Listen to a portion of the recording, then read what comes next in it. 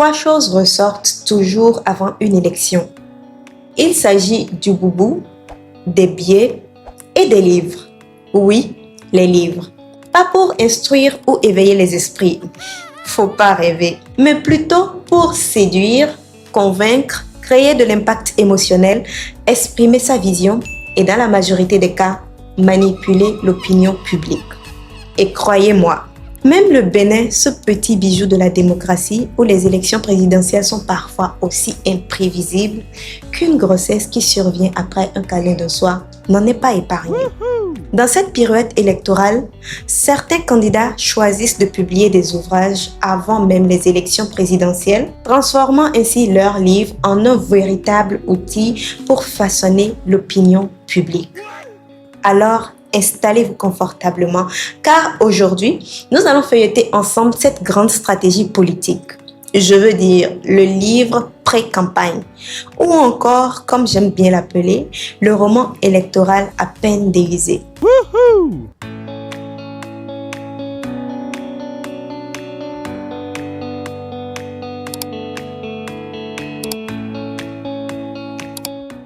Bonjour et bienvenue dans La Politique Autrement, la toute nouvelle rubrique qui te fait redécouvrir la politique de la bonne manière. Ici, on parle de la communication des hommes et femmes politiques, on décortique les bonnes ou les pires stratégies de manière accessible et mieux, on scrute l'actualité politique sans prise de tête. Officiellement, c'est un ouvrage de réflexion, de mémoire ou de vision. Officieusement, c'est plutôt un tract électoral relié avec une couverture rigide sur laquelle nous avons la photo de l'auteur bien éclairée et une quatrième couverture qui flirte un peu entre un CV LinkedIn et un semblant de récit de Nelson Mandela. Avec un zoom sur des titres fictifs du style « Un destin africain » ou encore des titres plus romantiques comme « L'Afrique que je rêve » ou mieux « Mon combat pour le peuple » ou « Mon combat pour mon peuple ». C'est sûr que vous êtes déjà tombé sur des livres du genre. Bref, le seul combat visible ici, c'est pourtant le combat contre la vérité ou pour la vérité selon le camp dans lequel vous vous trouvez. Ce n'est pas un hasard si ces livres sortent juste avant les élections. Ah non! Ils arrivent au bon moment, un peu comme la première pluie avant la saison des maïs.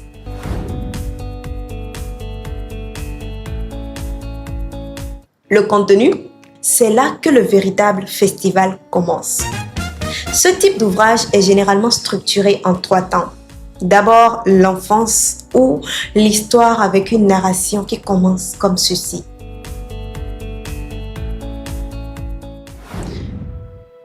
Je suis née dans un village sans électricité, sans eau, ni soins de santé. Mais j'ai toujours rêvé d'une ville debout, éclairée et digne.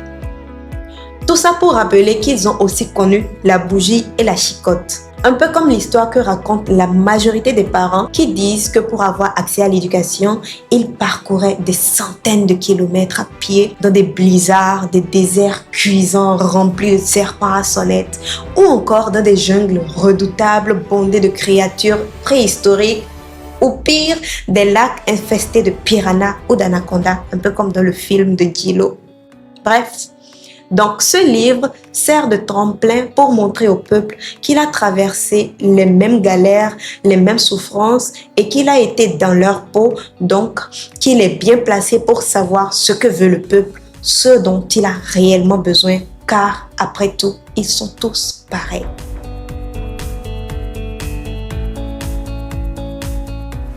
Ensuite, survient la seconde partie où il expose pourquoi est-ce que le monde souffre tant, les raisons pour lesquelles nos pays sont aussi endettés et qu'un client décide de prendre un coup à crédit chez la géreuse de Busy, ou pire, pourquoi est-ce que le Real perd autant de matchs face au Barça ou le Barça face au Real. Enfin, je ne sais pas, vous me direz en commentaire quelle est la meilleure équipe. Quoi qu'il en soit, revenons-en à nos livres. Puis, il propose donc une stratégie en 5 étapes pour sauver le pays de la main de ces tyrans vénaux qui gouvernent, ces êtres avides de pouvoir qui mènent le pays à sa destruction juste pour remplir leurs poches et leur ego. D'autres sont tellement ambitieux et si pessimistes qu'ils ne parlent pas que pour leur pays, ils voient plus loin que le bout de leur nez. Ils voient au-delà des frontières, ils ont une vision pour la grandeur de l'Afrique ou plutôt le rêve africain. Woohoo!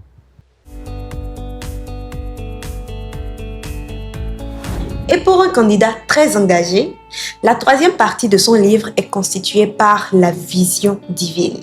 Un peu pour expliquer les raisons pour lesquelles il est l'élu, loin du bitume et des bulletins.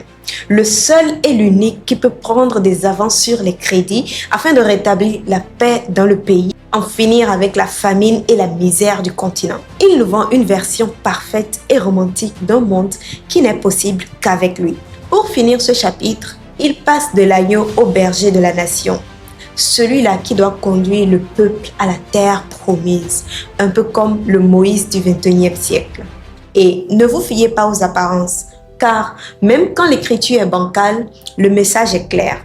Moi, président, je serai le Messie dont vous avez besoin, celui que vous méritez. Les plus curieux demanderont, mais alors, pourquoi est-ce que cette stratégie fonctionne?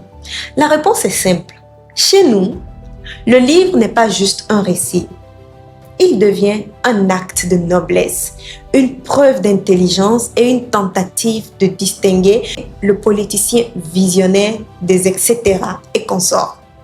L'auteur, que dis-je, le candidat devient alors un intellectuel et ça, c'est sexy. Du moins, il essaie très fort de le paraître. Le miracle est lancé, les médias le dévorent, les chaînes de télé en parlent sans relâche et les plateaux s'emballent totalement. On évite l'auteur, le futur candidat pour parler de son livre, mais surtout pour commencer sa tournée des salons électoraux subtilement évidemment. Les groupes Facebook ou WhatsApp sont totalement en ébullition. 80% n'ont pas lu, mais 100% ont un avis puisque les médias, les réseaux sociaux et même les bonnes dames qui s'ennuient devant leurs marchandises en parlent. Ce n'est pas tant le contenu qui compte, mais l'existence même du livre, car il alimente les débats, les plateaux télé et les partages sur les réseaux sociaux. Et dans l'opinion publique, l'équation est assez simple. Il a publié, il a des idées, il est donc présidentiable. Et vu que le candidat réunit toutes ces conditions, vous vous faites tout simplement pigeonner de façon subtile. Des exemples, il n'y a qu'à demander. Comme le dit Matthieu 7,7, demandez et l'on vous donnera.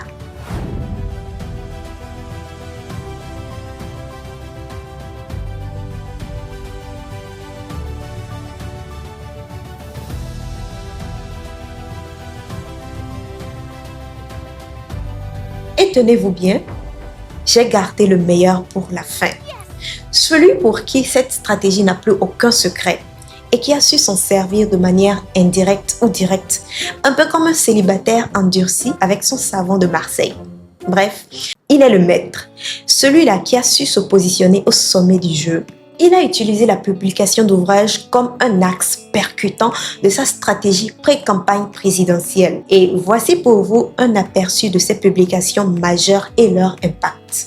Tout d'abord, nous avons Pétrole et gaz au Sénégal.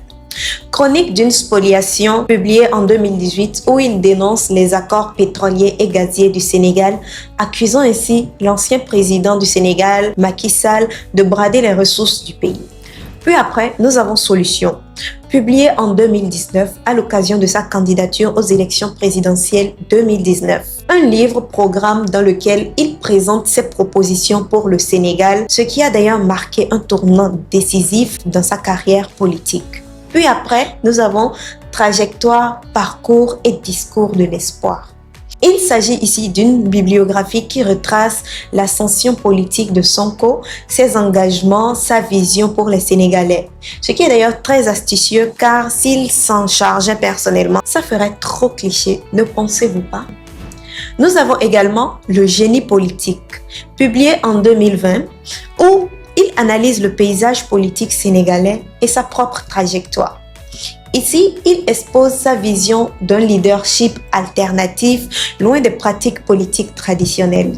Et pour finir, nous avons Le Retour du Phénix, publié en 2020. D'ailleurs, je me demande ce que ces jeunes leaders ont avec le Phénix. Bref.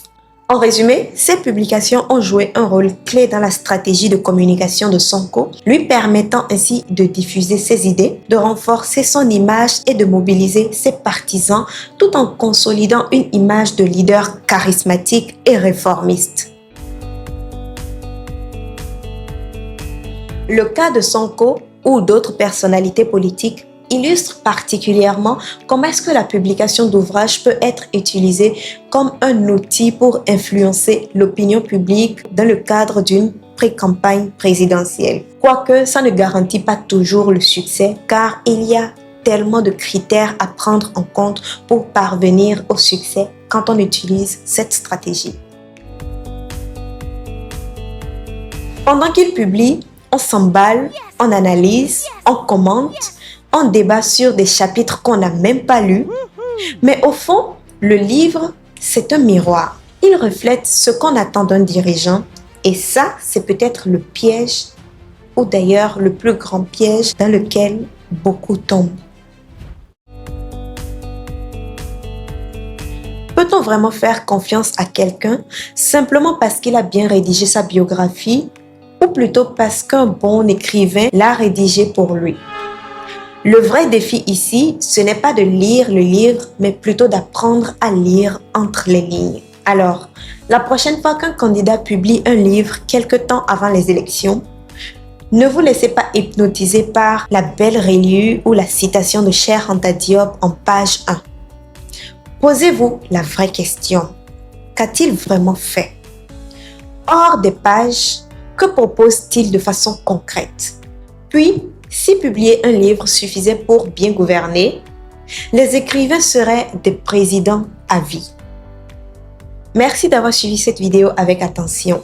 Si vous avez aimé le décodage, n'oubliez pas de liker, de partager et surtout de vous abonner si ce n'est pas encore fait. Par ailleurs, je vous donne rendez-vous très prochainement pour un sujet tout aussi intéressant et même plus. D'ici là, portez-vous bien.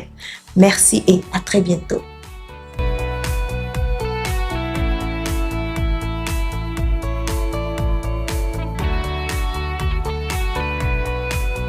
Et pour le candidat très engagé, la troisième partie de sa livre est constituée de la vision divine.